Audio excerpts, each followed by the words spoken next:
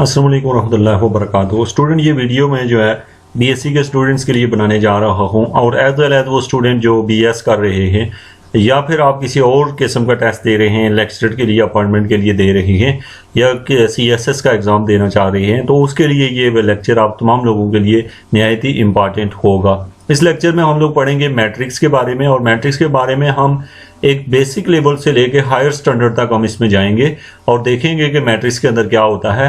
ये जो कोर्स है इसके अंदर टोटली हम लोग कॉन्सेप्ट और इम्पॉर्टेंट टॉपिक्स के ऊपर डिस्कशन करेंगे, और ना सिर्फ डिस्कशन, आपको कुछ की पॉइंट्स होंगे वो नोट करने होंगे ताकि आप लोग अपना एग्जाम अच्छे तरीके से दे पाएँ। सबसे पहली बात है कि हम पढ़ रहे हैं मैट्रिक्स अलजेब्रा। इसके अंदर सबसे पहला मेरा आपसे सवाल है कि मैट्रिक्स क्या होता है, तो आप उसका आंसर देंगे कि एक स्क्वायर ब्रैकेट के अंदर रियल नंबर या कॉम्प्लेक्स नंबर को लिख देने को मैट्रिक्स कहते हैं। याद रखें कि रियल भी हो सकते हैं नंबर और कॉम्प्लेक्स भी हो सकते हैं। दूसरे नंबर पे जो क्वेश्चन आपसे पूछा जाएगा वो आपसे पूछा जाएगा कि आप ये बताएं, सेकेंड वन, मैं इसको थोड़ा सा कलर कर देता हूँ कि आर्डर क्या होता है। सेकंड क्वेश्चन आपसे क्या पूछा जाएगा, आर्डर क्या होता है किसी भी मैट्रिक्स का। तो ये सब स्टूडेंट्स को पता हो कि number of row multiply by number of column को आर्डर कहा जाता है। मिसाल के तौर पे आप देख रहे हैं ये वाला जो मैट्रिक्स है इसमें दो रोज हैं और कॉलम भी दो हैं, तो इसे 2x2 लिखते हैं। जैसे ये वाला जो मैट्रिक्स दिया हुआ है इसमें रोज देखें तो 1, 2 और 3 रोज हैं और एक ही कॉलम है, तो इसका जो आर्डर है वो 3x1 है। चूंकि आप थोड़े से बड़े क्लास के स्टूडेंट हैं इसलिए मैं ज़्यादा डीपली इसको डिस्कस नहीं करता क्योंकि आपको इसका ऑलरेडी आइडिया है। तो ये हो गया जी आर्डर, ये जो मैंने बताया उसको याद रखें। दूसरे नंबर पे ये एक जनरल मैट्रिक्स है। जनरल मैट्रिक्स को बच्चों आप ऐसे लिखते हो AIJ और ब्रैकेट के बाहर अगर आप ये स्क्वायर सा डाल दो तो इसका मतलब होता है कि ये एक जनरल मैट्रिक्स होता है। इसमें एक पॉइंट याद रखें कि जैसे आपने यहाँ लिखा हुआ है A11, तो आगे यहाँ यानी A11, फिर आगे आता है A12, इस तरह आगे जाके A13 और ऐसे चलता रहता है, और नीचे जो ही जाएंगे तो वो शुरू होता है 20 से, तो A21, इस तरह करके आप समझ गए होंगे, A22 और इस तरह A23, और ये जो नीचे लिखे होते हैं ये IJ, इनको इंडेक्स कहा जाता है। स्टूडेंट ये नोट कर लीजिएगा, आपको पता हो कि इसको इंडेक्स कहा जाता है। तो ये 2-3 पॉइंट्स मैंने आपको बताए हैं। अब स्टूडेंट आपको जो है स्पेशल टाइप ऑफ मैट्रिक्स हम पढ़ने लगे हैं, पॉइंट एक एक नोट करते जाइएगा साथ साथ। अब देखिए यहाँ पे आपसे पूछा जाए कि प्रिंसिपल डायगोनल क्या होता है, ये पॉइंट है। प्रिंसिपल डायगोनल स्टूडेंट हमेशा ये जो रो होती है ये वाला जो है ना, इसको कहते हैं प्रिंसिपल डायगोनल, जो कि मैंने कलर कर दिया है। याद रखना ये जो दूसरे वाला होता है इस तरफ वाला, ये प्रिंसिपल डायगोनल नहीं होता। ये जो है ये प्रिंसिपल डायगोनल है, इसका आपको पता हो। जैसे कि यहाँ बताया गया है प्रिंसिपल डायगोनल जो है ना 0, -1 और 1 है। ये आपसे पूछा जाए तो आपको पता हो इसका। उसके बाद है रो मैट्रिक्स क्या होती है, तो आपका आंसर होगा ऐसा मैट्रिक्स जिसमें सिर्फ एक ही रो हो। जैसे ये जो दिया हुआ मैट्रिक्स बी है, इसकी एक रो नहीं है बल्कि इसकी 4 रोज हैं, 1, 2, 3 और 4 रोज हैं, तो सो ये और एक कॉलम है, तो इसलिए इसको कॉलम मैट्रिक्स कहते हैं। और ये जो है इसको रो मैट्रिक्स कहते हैं क्योंकि इसकी एक ही रो है। ये बात आपको नोट कर लेनी है। ओके स्टूडेंट, एक एक पॉइंट नोट करते रहिएगा, ये ना हो कि आप पॉइंट मिस करें। उसके बाद है यूनिट मैट्रिक्स क्या होता है। यूनिट मैट्रिक्स को या आइडेंटिटी मैट्रिक्स, तो यूनिट मैट्रिक्स वो होता है जिसका प्रिंसिपल डायगोनल जो है वो 1, 1, 1 हो। यहाँ आप देख रहे हैं कि इसका जो प्रिंसिपल डायगोनल है सारा 1, 1 है, इसको हम लोग यूनिट मैट्रिक्स या आइडेंटिटी मैट्रिक्स कहते हैं। अब ये भी यूनिट मैट्रिक्स है, ये भी है और ये भी है, तीनों यूनिट मैट्रिक्स, लेकिन इनके साइज का डिफरेंस आया हुआ है। तो आपने देखा यूनिट मैट्रिक्स। याद रखें कि हम आसान चीज़ों से बिल्ड करके यानी कि छोटे लेवल से लेके हायर लेवल तक हर टाइप का MCQs करेंगे, इसलिए आपने एक एक पॉइंट को नोट कर लेना है, या एक पेज के ऊपर जस्ट नाम ही लिख लें ताकि एग्जाम से थोड़ी देर पहले तक आप उसे एकदम से रिवाइज करके आपको सारे पॉइंट पता हों। नल मैट्रिक्स क्या होता है या जीरो मैट्रिक्स, तो याद रखें कि नल मैट्रिक्स या जीरो मैट्रिक्स वो होता है जिसके अंदर ऑल एंट्रीज शुड भी जीरो हों, यानी तमाम के तमाम टर्म जो हैं वो अंदर मैट्रिक्स के अंदर अगर जीरो हों, तमाम रो और कॉलम जीरो हों, तो उसको हम कहते हैं नल मैट्रिक्स भी कहते हैं और जीरो मैट्रिक्स भी। इसके बाद स्टूडेंट डायगोनल मैट्रिक्स क्या होता है, तो ऐसा मैट्रिक्स जिसमें डायगोनल के अंदर, जैसे आप देख रहे हैं ये डायगोनल है आपका, उसके डायगोनल के अंदर कोई एक एलिमेंट अगर आपको जिंदा मिल जाए, मतलब वो सिफर ना हो, तो उसको हम डायगोनल मैट्रिक्स कहते हैं। फॉर एग्जांपल ये वाला जो मैट्रिक्स है इसमें देखें इस डायगोनल में 3 0 6 है, लेकिन अगर कोई एक एंट्री भी जीरो होने से बच जाए तो हम उसे डायगोनल मैट्रिक्स का नाम देते हैं। ये बड़ा खास क्वेश्चन होता है, स्टूडेंट को पता नहीं चलता कि डायगोनल मैट्रिक्स है या नहीं है, तो इसकी आपको समझ हो। तो अब आपको ये समझ के डायगोनल मैट्रिक्स की डेफिनेशन के मुताबिक डायगोनल मैट्रिक्स वो होता है जिसके जो डायगोनल दिया होता है स्टूडेंट उसके जो डायगोनल का कोई एक एलिमेंट नॉन जीरो हो या फिर सारे ही नॉन जीरो हों तो वो भी डायगोनल ही होता है। कौन से डायगोनल के एलिमेंट, बाकी ऊपर नीचे जीरो हों। उसके बाद स्टूडेंट यहाँ पे बात करते हैं स्केलर मैट्रिक्स क्या होता है। तो ऐसा मैट्रिक्स जिसमें जो डायगोनल दिया होता है वो सारे का सारा सेम हो, जैसे कि यहाँ 1 1 आ जाए तो यानी कि स्केलर मैट्रिक्स का ही एक केस होता है आइडेंटिटी मैट्रिक्स। लेकिन अगर यहाँ पे k की जगह 2 2 2 2 आ जाए तो इसका मतलब है एक स्केलर मैट्रिक्स है। स्केलर मैट्रिक्स उसको कहा जाता है जो जिसके अंदर डायगोनल एक जैसा हो, और ये बेसिकली डायगोनल मैट्रिक्स ही होता है, यानी कि डायगोनल मैट्रिक्स स्केलर मैट्रिक्स भी डायगोनल ही होता है। जैसे कि आपको एमसीक्यूज में पूछा जाए कि ये डायगोनल मैट्रिक्स है स्केलर मैट्रिक्स, वैसे दोनों ऑप्शन सही हैं, लेकिन ज्यादा बेस्ट ऑप्शन स्केलर मैट्रिक्स इसलिए होगा क्योंकि ये जो है, जैसे हम कहते हैं कि एक बंदे को ले लेते हैं और उससे पूछते हैं कि एक बच्चे को दिखा कि बच्चा है या इंसान है, तो दोनों ऑप्शन सही हैं, बच्चा भी है इंसान भी सही है, लेकिन हम उसे बच्चा कहेंगे क्योंकि इंसान के अंदर बहुत सारी चीज़ें आ जाएंगी, बड़े भी आ जाएंगे, जो छोटे भी आ जाएंगे। तो यानी कि बाज़ दफ़ा एमसीक्यूज ऐसे होते हैं कि जिसमें बेस्ट ऑप्शन चूज़ करना पड़ता है, लेकिन अगर बोथ का ऑप्शन हो तो बोथ चूज़ किया जाता है। अब नेक्स्ट क्वेश्चन है आपका student, upper and lower triangular matrix क्या होते हैं। याद रखना कि वो मैट्रिक्स जिसमें जैसे आप यहाँ पे देख रहे हैं कि ये मैंने डायगोनल की लाइन लगाई है। अब डायगोनल की लाइन के जो ऊपर वाली एंट्रीज हैं वो नॉन जीरो हैं, लेकिन डायगोनल के नीचे वाली एंट्रीज जो ये तीनों हैं ये जीरो हैं। ऐसे मैट्रिक्स को हम लोग कहते हैं कि ये कौन सा मैट्रिक्स है कि ये अपर ट्राइंगल है। अपर ट्राइंगल मीन के नीचे जीरो है, ऊपर ही वैल्यू बची हुई है, ऊपर से ट्राइंगल है। जबकि ये वाला जो मैट्रिक्स आप देख रहे हैं ये भी अपर ट्राइंगल ही है, क्योंकि इसमें ऊपर ट्राइंगल बन रही है, नीचे एंट्रीज जीरो है। ये जो मैट्रिक्स नीचे दिया गया है पी वाला और क्यू वाला, आपको नजर आ रहा है कि ये लोअर ट्राइंगुलर मैट्रिक्स है, क्योंकि इसमें लोअर वाली एंट्रीज मौजूद हैं, अपर वाली जीरो हैं। उसके बाद स्टूडेंट आपसे पूछा जाएगा ऑर्थोगोनल मैट्रिक्स क्या होता है। तो ये उसकी डेफिनेशन होती है कि ये बहुत खास उसकी कंडीशन होती है कि ऑर्थोगोनल मैट्रिक्स जब भी फाइंड करो तो मैट्रिक्स का स्क्वायर मैट्रिक्स होना जरूरी है। स्क्वायर मैट्रिक्स उसके ऊपर ये कंडीशन होती है, एमसीक्यूज में पूछा जाता है जब, तो स्टूडेंट कंफ्यूज होता है कि क्या हर मैट्रिक्स का ऑर्थोगोनल निकाल सकते हैं। ऐसा बिल्कुल नहीं है, सिर्फ स्क्वायर मैट्रिक्स वो होता है जिसमें रोज और कॉलमों की तादाद एक जितनी हो। अगर 3 रोज हो तो 3 कॉलम हो, 2 रोज हो तो 2 ही कॉलम हो, और अगर 10 रोज हो तो 10 ही कॉलम हो। तो ये क्या होता है ऑर्थोगोनल मैट्रिक्स की, और ये उसकी डेफिनेशन होती है ऑर्थोगोनल मैट्रिक्स की कि अगर A ट्रांसपोज A किया जाए तो वो आइडेंटिटी आए। तो ये square matrix A is said to be orthogonal if उसके अंदर ये कंडीशन मौजूद हो, यानी उसका ट्रांसपोज लेके उसको अपने साथ मल्टीप्लाई किया जाए, तो अगर आंसर आइडेंटिटी आता हो तो उसको ऑर्थोगोनल मैट्रिक्स कहते हैं। ओके, एक बात और बताता चलूँ कि आपके पास कैलकुलेटर अच्छा होना चाहिए। अगर छोटा सा सवाल पूछा जाए क्या ये ऑर्थोगोनल है, तो आप फौरन से कैलकुलेटर के थ्रू भी उससे सॉल्व कर सकते हैं। उसके बाद स्टूडेंट यहाँ पे आइडेम्पोटेंट मैट्रिक्स क्या होता है। आइडेम्पोटेंट मैट्रिक्स स्टूडेंट वो मैट्रिक्स होता है जिसको अपने ही साथ दोबारा मल्टीप्लाई करो, यानी आपको कोई ए दिया हो, फॉर एग्जांपल ये वाला ए है, अब इसको आपने रटा नहीं लगा लेना कि यही ए है, या ज़रूरी नहीं आप इसे याद ही करें, हमें क्या पता कि ये आइडेम्पोटेंट है, यानी हमने ये ए दिया हुआ है, अब इसको 2 बार अपने आप के साथ मल्टीप्लाई करें, अगर दोबारा यही आंसर आए जो यहाँ लिखा हुआ है, तो इसका मतलब है अगर ए को ए से मल्टीप्लाई करें तो जवाब दोबारा अगर ए ही आए, मतलब वैसा वही आ जाए वापस, तो उसको कहते हैं कि ये जो ए होगा उसको आइडेम्पोटेंट मैट्रिक्स कहते हैं। नेक्स्ट है इनवॉल्यूटरी मैट्रिक्स क्या होता है। तो स्टूडेंट ऐसा मैट्रिक्स जिसको अपने ही साथ मल्टीप्लाई करें तो जवाब आई दे दे। ये बड़ा खास क्वेश्चन होता है, मैं बार बार ये बताता चलूँगा कि आपके लिए ये इंपॉर्टेंट है, एक एक पॉइंट नोट करें। बाद दफ़ा आपको लगेगा कि कोई चीज़ बहुत आसान है या बहुत मुश्किल है, तो आपने वो पॉइंट नोट नहीं किया होता, तो वो ही एग्ज़ाम का हिस्सा होता है। तो आपको पता हो कि इनवॉल्यूटरी मैट्रिक्स कौन सा होता है, तो आप कहते हैं ऐसा मैट्रिक्स जिसको अपने साथ मल्टीप्लाई करो तो जवाब आइडेंटिटी दे। अब नीचे एग्जाम्पल दी गई है, लेकिन आपको एग्जाम्पल याद नहीं करनी, खाली इसलिए दी गई है कि आप इसको मल्टीप्लाई करके चेक कर लो कि क्या वाकई आई दे रहा है।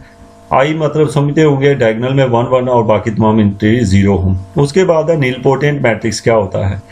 नीलपोटेंट मैट्रिक्स जो है ये स्टूडेंट जब पूछा जाता है स्टूडेंट इसमें लाजमी मिस्टेक कर रहे होते हैं, क्योंकि पेपर वाले दिन इसको देख के नहीं जाते तो वो फिर कुछ और चीज़ों को अपने मिक्स कर लेते हैं। याद रखें कि एक मैट्रिक्स को नीलपोटेंट मैट्रिक्स कहते हैं अगर उसकी पावर k ली जाए तो वो जवाब 0 दे दे। 0 का मतलब ये नहीं है कि 0 है, 0 का मतलब ये 0 मैट्रिक्स है, ये 0 जो लिखा हुआ है ये 0 मैट्रिक्स है।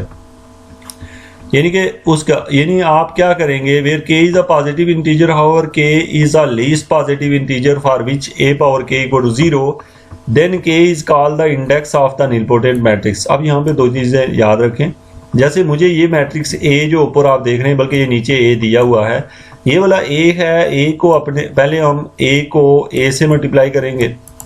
अगर जवाब 0 आ गया यानी कि तमाम एंट्रीज जवाब 0 का मतलब है कि तमाम वो जो नया मैट्रिक्स बनेगा वो सारी 0 हो गया, तो हम कहते हैं कि ये जो है ना ये नीलपोटेंट मैट्रिक्स है। नाम कैसे याद रखें, नीलपोटेंट, नील हो जाना, ख़त्म हो जाना, यानी कि हम कहते हैं ना एक बंदा बिल्कुल नील है यार, इसको कुछ भी नहीं आता, कुछ है ही नहीं।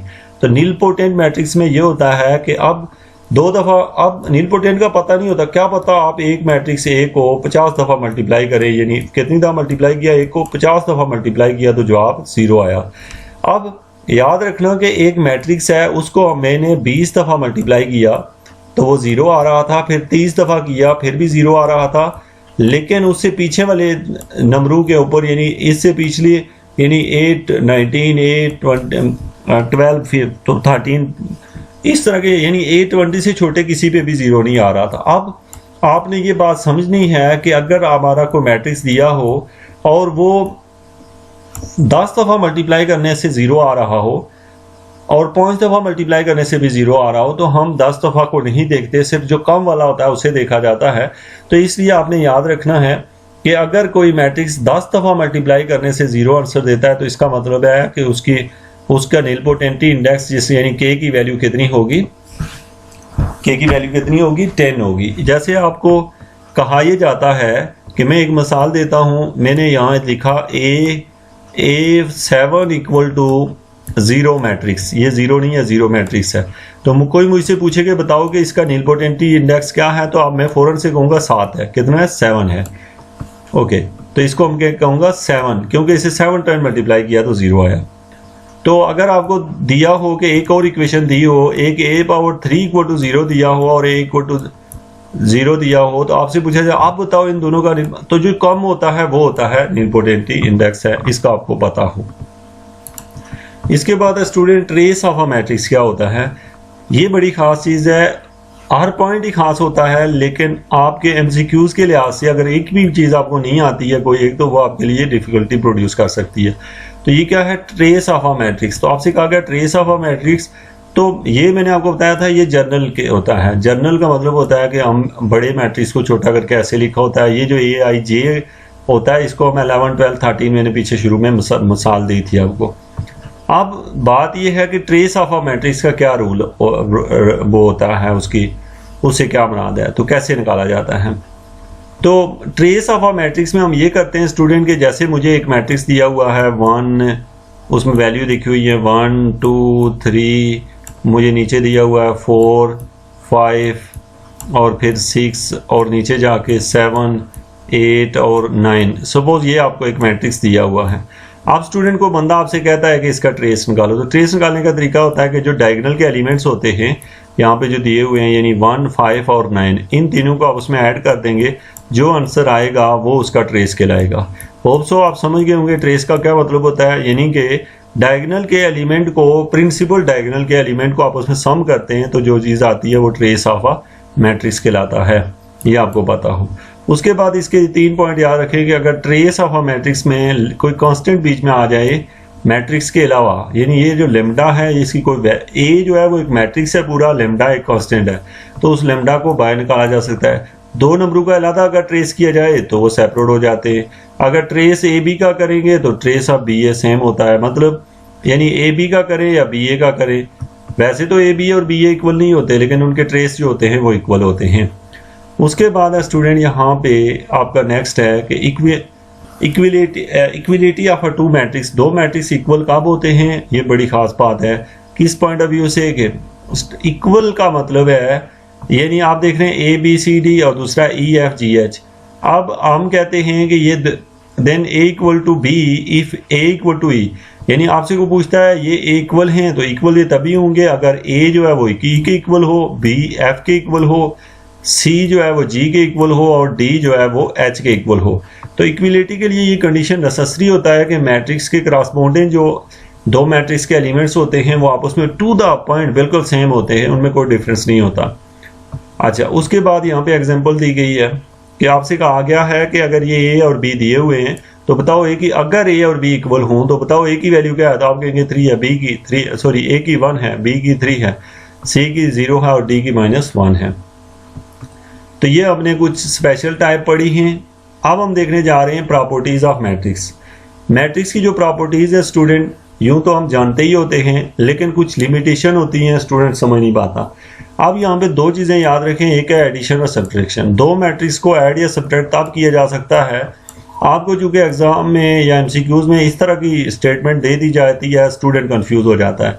यानी कि आपको ए भी दिया हुआ है, बी भी दिया हुआ है, लेकिन आपने इनके नीचे जो आर्डर दिया है उसको गौर से देखना है। अगर इन दोनों का order to the point same हो, जैसे पहले का आर्डर m क्रॉस n है और दूसरे का m क्रॉस n है, तो दोनों का आर्डर अगर सेम है तो समझ जाएं कि उनको ऐड भी कर सकते हैं, सब्ट्रैक्ट भी। आर्डर सेम का मतलब आप समझते हैं यानी रो और कॉलमों की तादाद एक जितनी हो तो उसको ऐड भी कर सकते हैं, सब्ट्रैक्ट भी।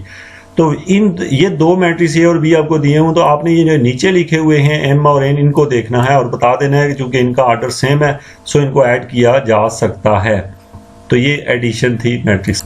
ओके स्टूडेंट, उसके बाद जो है आपके पास है यहाँ पे मैंने देखे 4 आपके टॉपिक नजर आ रहे हैं। Commutative law of addition matrix hold करता है, आपको ये पता आना चाहिए कि यानी कि a plus B, B plus A के। एसोसिएटिव लॉ भी मैट्रिक्स होल्ड करता है, ये इसको आइडेंटिटी लॉ कहते हैं, ये भी होल्ड करता है और इनवर्स भी होल्ड करता है। कौन सा? Additive inverse. तो ये चारों प्रॉपर्टीज जो है वो मैट्रिक्स रखता है अपने अंदर।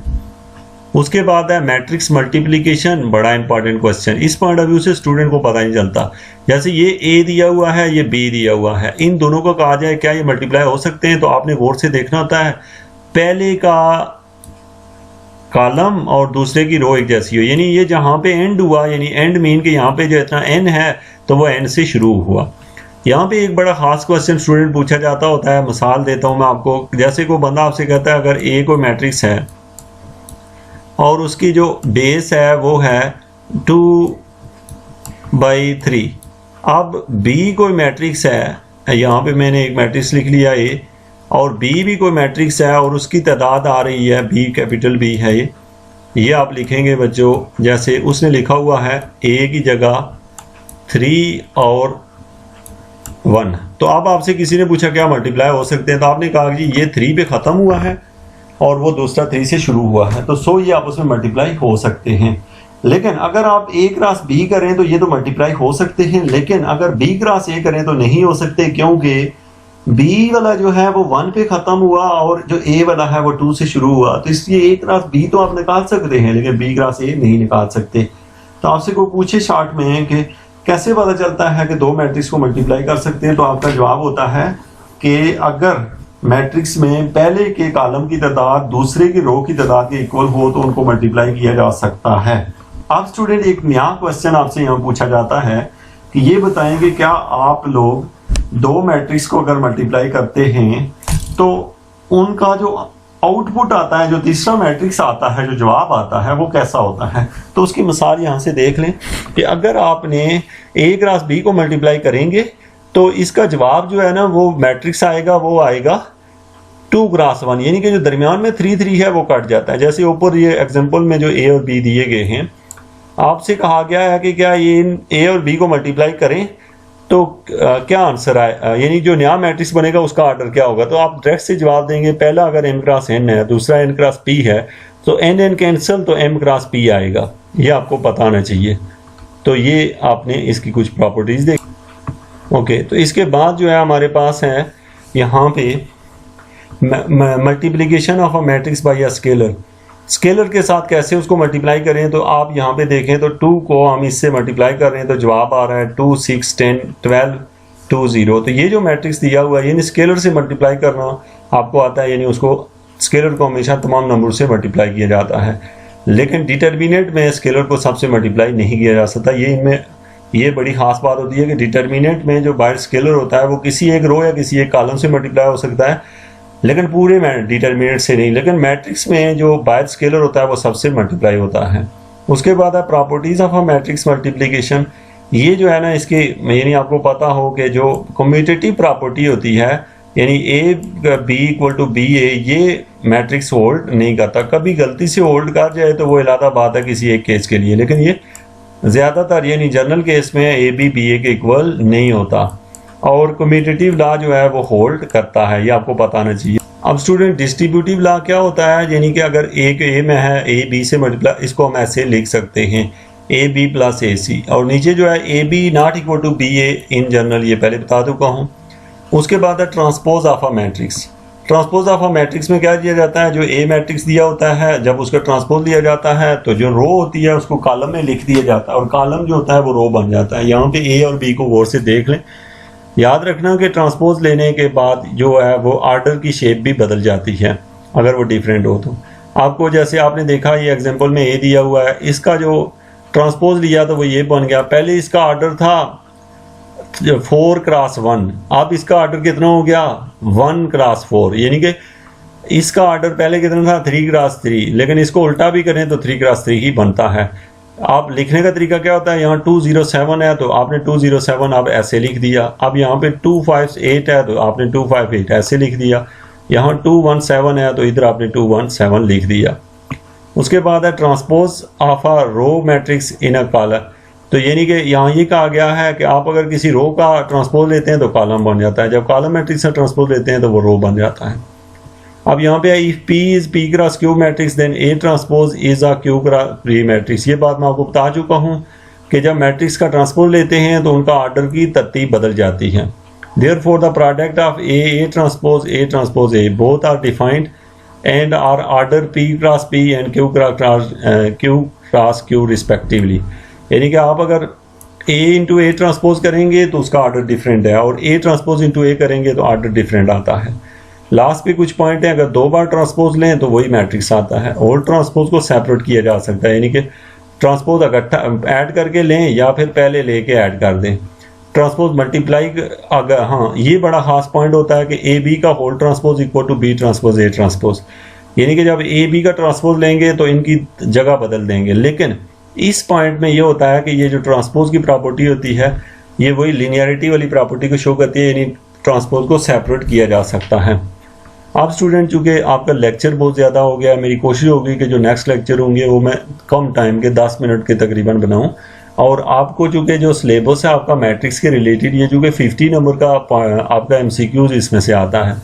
आप किसी जनरल एग्ज़ाम की तैयारी करते हैं तो जैसे मास्टर के बाद किसी लेक्चरशिप के लिए तो 10 नंबर का MCQs आता है, लेकिन आपके कोर्स के पॉइंट ऑफ व्यू से आपके ये 50 नंबर हैं। तो इसलिए आपके लिए ये बहुत ज़रूरी है, एक एक पॉइंट को नोट करें, उनको ज़हन में बैठा लें और उसके बाद जो है पेपर देने जाएं। इंशाल्लाह पेपर बहुत अच्छा होगा। Thank you very much.